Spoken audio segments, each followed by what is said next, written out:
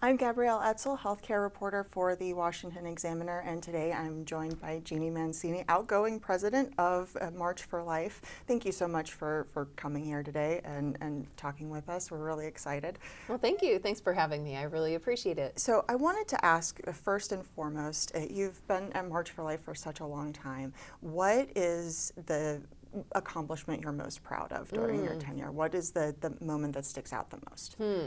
I'm not sure. So most proud of. That's a tough question. There are a lot of things that I'm very grateful and proud of, and definitely within that, it's just that the March has grown since I've been there over the 12 years, and we began a state March initiative. We did that. We started thinking about the State March Initiative in 2017, but it began in earnest in April of 2019.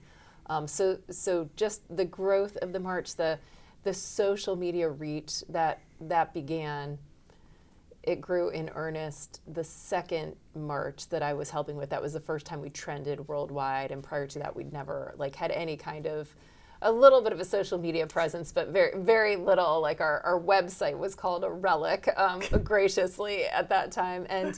But probably, I think the single most significant point of pride is just the role that the collective millions of marchers had in the overturn of Roe. And, the Dobbs decision came down on Nellie Gray's birthday, the founder of the March for Life.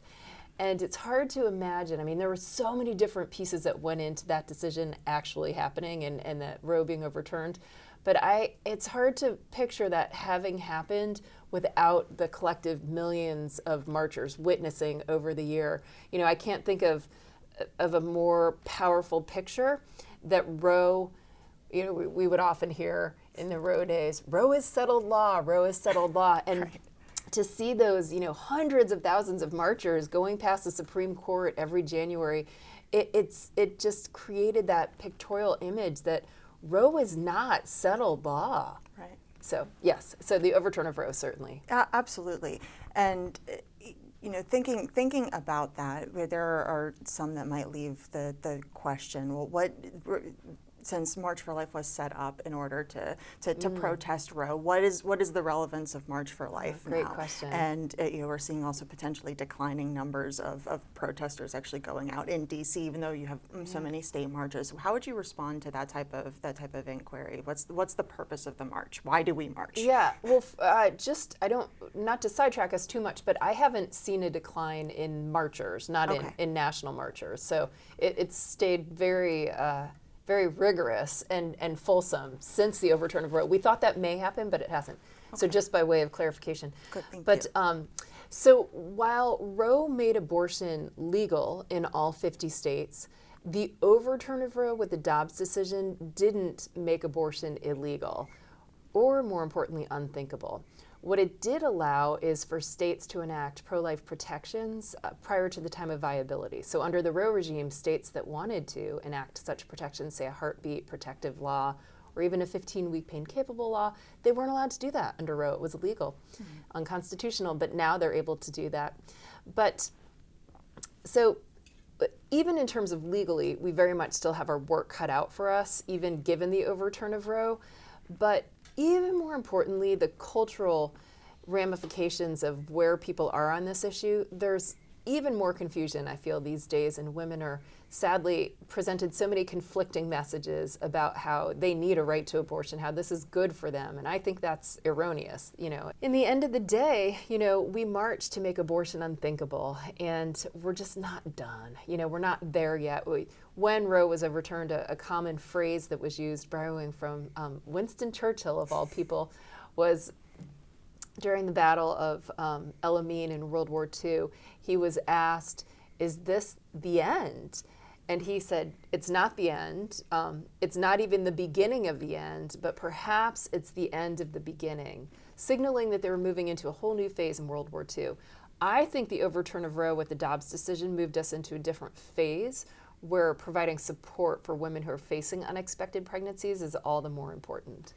but do you see a potential cooling off from the leading Republicans that used to be so pro-life? And how do you respond to something like that? If you asked me 3 months ago what I thought about that, I think my answer would be a little bit different than it is today. But here's why. We have sensed that elected officials were backing away in general from this issue. But I can't tell you the number of bills that have been put forth in the last few weeks by elected officials on the Hill. Mm-hmm. And I mean, I don't ever remember signing off or supporting this many bills in a January ever, like around the time of the March for Life. So that to me is a fruit that politicians are getting behind this once again. I think we're sort of, again, seeing that kind of that pendulum swing back. As for the administration, I think time will tell, but I'm optimistic.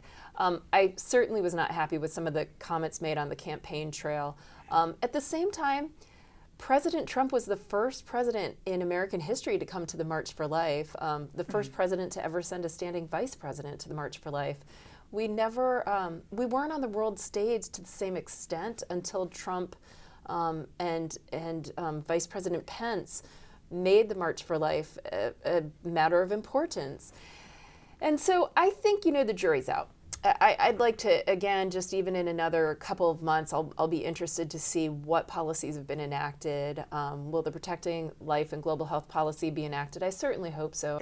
Would you say that losing former senator now over at State Department, Marco Rubio, is a loss to the pro-life movement on the Senate side of things? Or do you think there will be somebody that'll take his shoes there?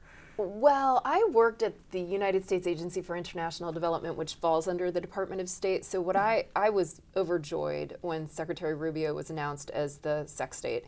And I think that it's a massive gain that he's in that role. It's a position of tremendous power. I mean, probably the most powerful position after the president in the administration, because the vice president they get involved in some policy, but not as much as like the Secretary of State will. He'll be our foreign diplomat, and there's so many life things that come through that department that I'm just delighted that he's there. I think he'll have greater influence as Secretary of State than a senator. That's really interesting. And so I'm sad that the Senate lost him, but I think it's just incredible that he'll be serving in that capacity. I can't wait to see what he does. That's really encouraging. What, just very briefly, I know there's probably so much, what life things are we thinking about that he might have the most influence over in international affairs? Well, if the president if Protecting Life and Global Health Act is reinstated, the cabinet level and the department that basically gives teeth to that, makes sure it's actually happening, which is really hard. It's not easy to do. Will be the Secretary of State, and so making sure that that's being put into practice is a massive job. We just heard a week ago that the President's Emergency Plan for AIDS Relief, which absolutely prohibits any kind of abortion funding, under the Biden administration has allowed abortion funding overseas, and they're admitting this. And so under Senator Rubio, those kinds of things won't be happening. The Biden administration opened the door to that, even though it's illegal, and allowed that to happen. It's going to be great. Thank you so much. Thank you for covering the march, and thank you for doing this interview with me. I'm very honored. Thank you so much. I'm Gabrielle Etzel for the Washington Examiner.